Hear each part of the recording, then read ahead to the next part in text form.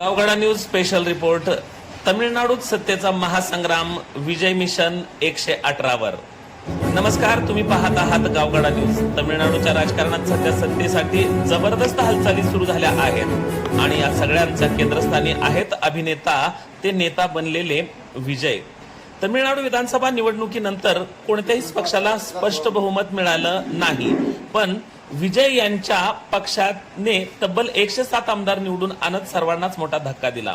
मात्र सत्ता स्थापनेसाठी आवश्यक आहे 118चा जादुई आकडा आणि आता विजय यांनी उरलेल्या आमदारांना आपल्या बाजूला वळवण्यासाठी जोरदार मोर्चे बांधणी सुरू केल्याची माहिती समोर येत आहे.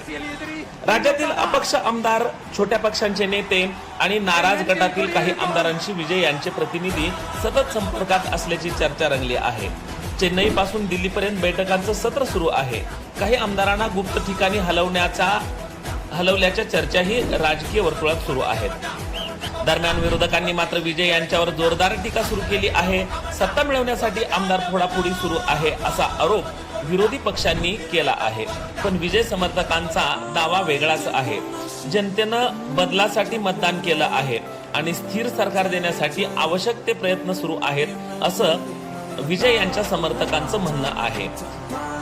चित्रपट सृष्टीत सुपरस्टार असलेले विजय आता राजकारणातील सुपरहिट ठरणार का, हा मोठा प्रश्न निर्माण झाला आहे.